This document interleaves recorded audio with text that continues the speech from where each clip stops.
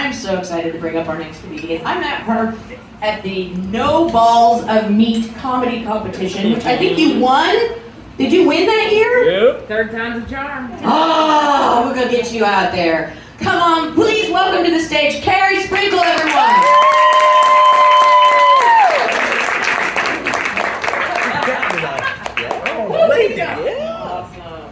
Bleed there. Keep it going for Jen Cooper, your host.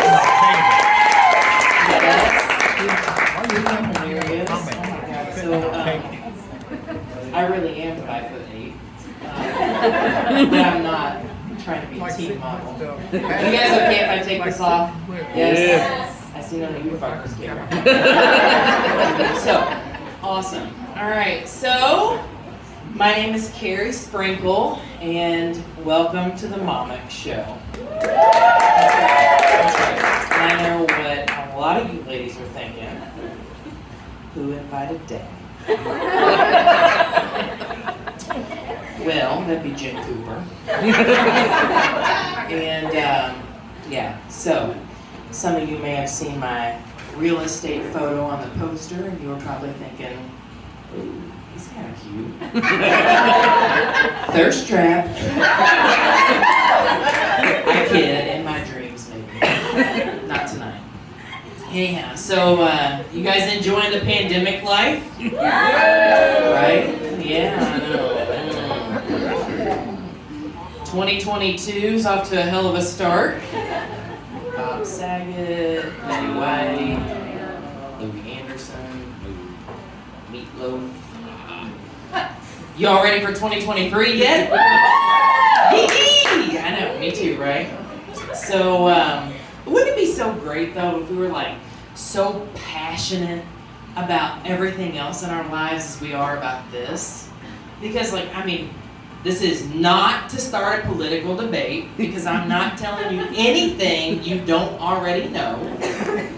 But you're either anti something or you're pro something, right? Right. So you're either anti-vaccine or you're pro-vaccine.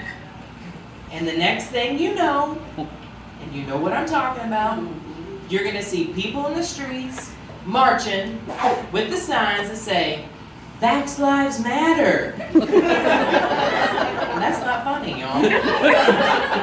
But you did, you laughed. Whatever. And don't even try, because I've already copyrighted it. You can hit me up for a t-shirt in the lobby. Okay. Anyway, seriously though, Delta, Omicron, Pi, Alpha, Omega, beginning, the end. Frat party, where's the fucking kegger? Holy shit. We've already been through the Greek alphabet. What's next? Right? No. I'm so afraid to ask that question because COVID's like, here, hold my beer. And that's another manly trait I have, my beer belly. That's right.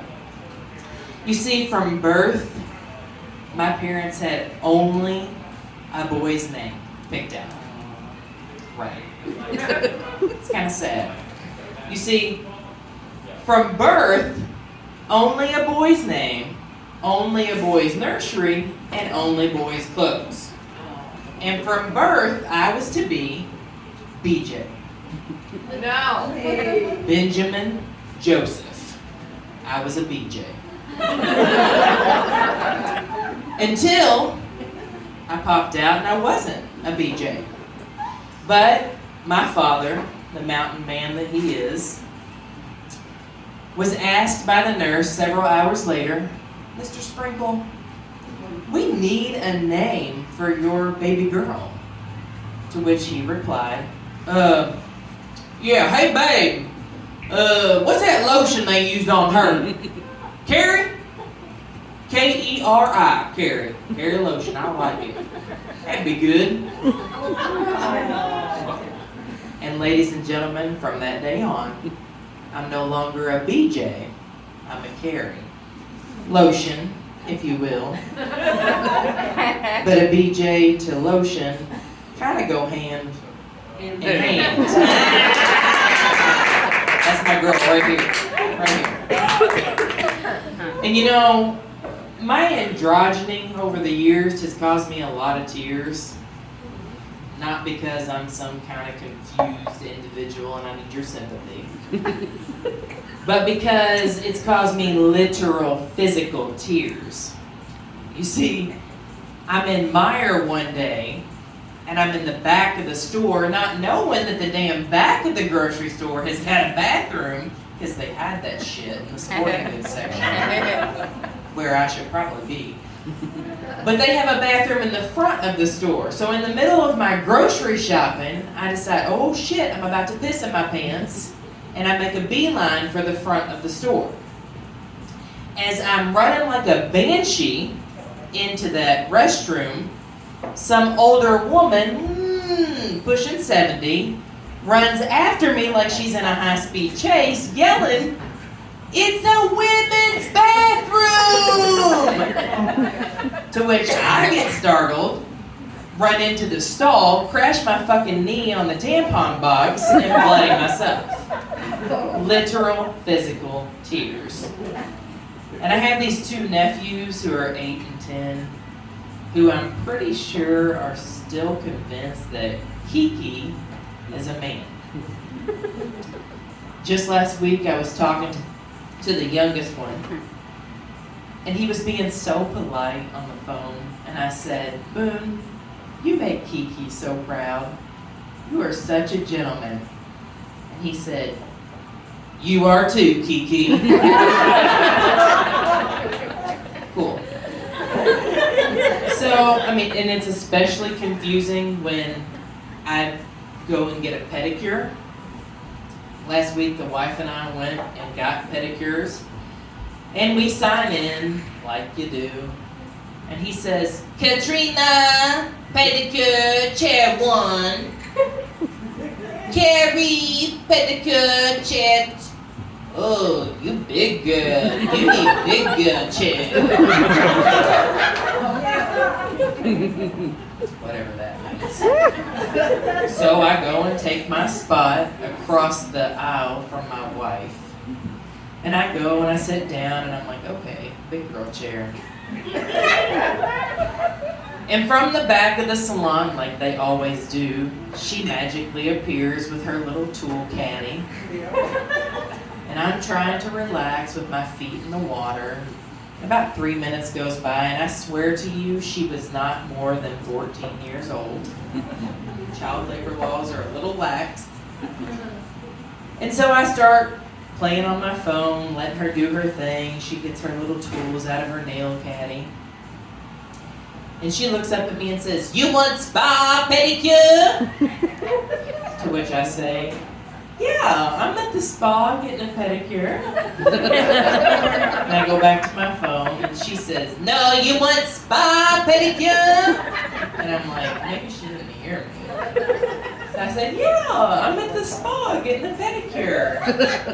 And on the third time, she says, "You want spa pedicure?"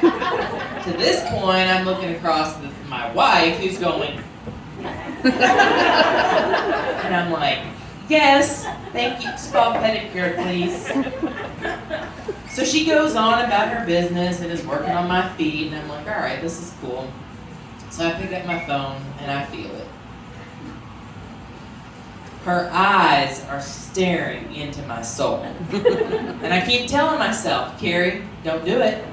Do not do it. Do not make eye contact." But I did. And she says, "I don't want to make you mad, but are you mad or are you woman?" And I'm like, oh shit, we're doing it. We're doing this. So I look at her and I say, "I'm a woman." And she said, "But do you want to be boy or you want to be girl?" At a 50 decibel tone. And I said, "I want to be a girl." "Why you no shake your legs?" Trying to keep it to a minimum at this point. I just look at her and say, I just ran out of time. I don't know, I forgot. You guys know what I'm talking about. It's hard to push mow a 300-acre field. So, we go on about our business. And she said, "What color for your nail? Clear?"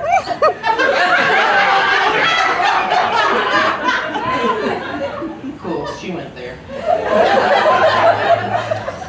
I looked down at her and she said, "Clear for your nail?" And I said, "This bitch." She just called me a queer. Alright. She picks up the bottle and says, "Clear for your nail?" And I said, "Oh my God, clear, yes please." I said, "You know what, we've already got this going. What's your name?" "What?" "Your name." "What?" "What's your name so I can ask for you next time? I mean, we've got this going." "What? Name is what?" Oh my God. So I turned 40 a few weeks ago. Yeah. And you all know what that means. It means we drink more beer. No. It's the twofer deal. You ladies know what I'm talking about. That would be a pap and a mammogram. Hey! You know, it never fails. Every single year, I try to prep for that appointment. And without fail, inevitably, something always happens. Last year, I'm at my appointment.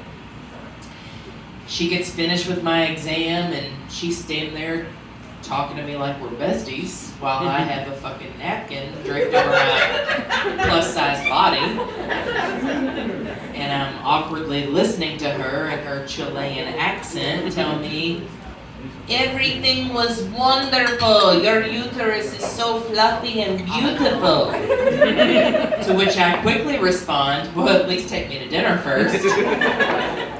And realize immediately I'm getting taken out in handcuffs for sexual harassment of a licensed professional. Last week's exam, something even better happened. I do like you all do, and you know exactly what I'm talking about. I do the morning ritual, the night before ritual, right? And I do what you do, and I get out the clippers.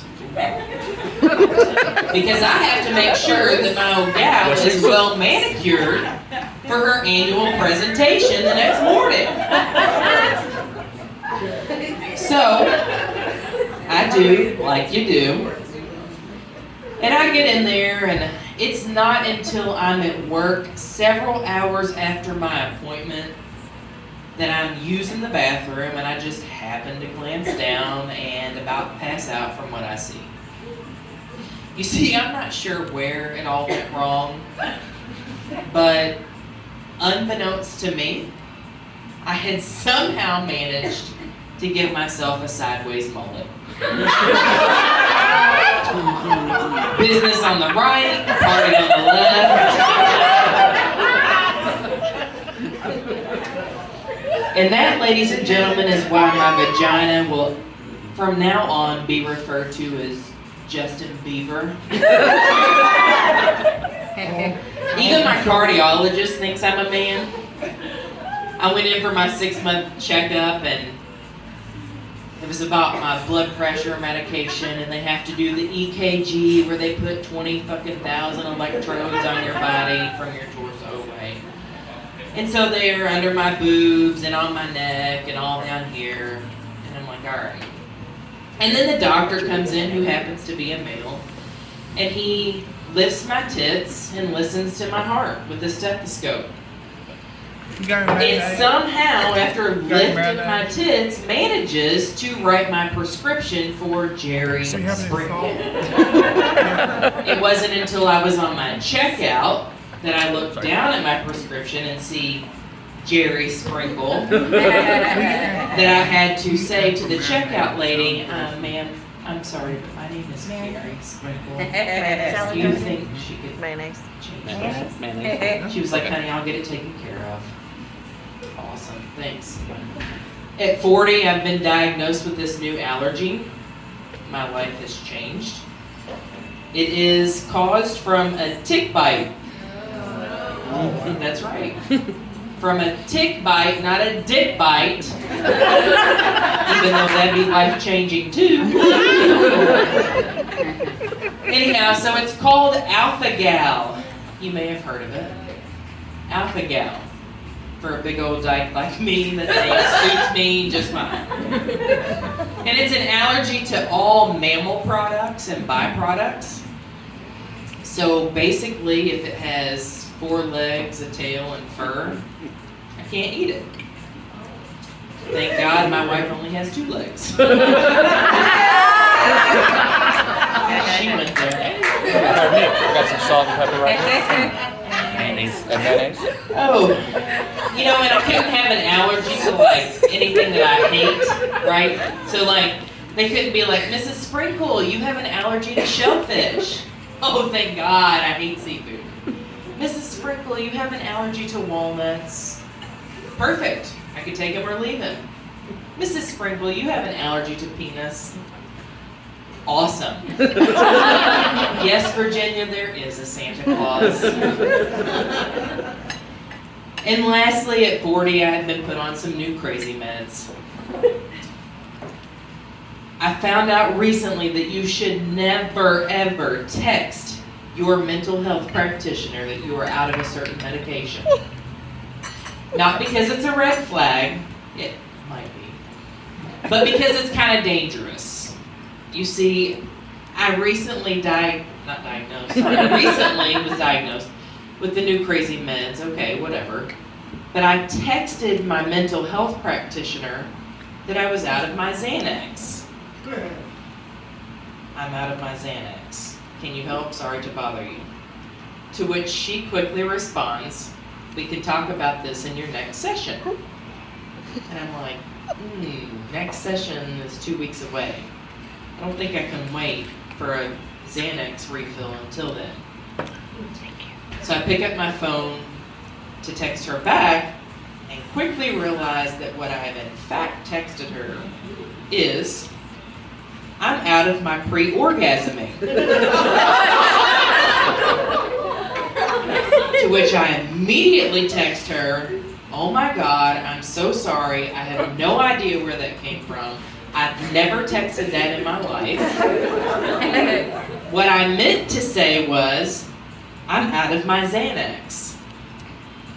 To which my fucking fat fingers type, I'm out of my Craigslist, Joanne. Her name's Lindsay. To which, you know what, at this point, I just fucking give up. I'll see you in my next session. My name's Keri Sprinkle, and you all have been great. Thank you so much.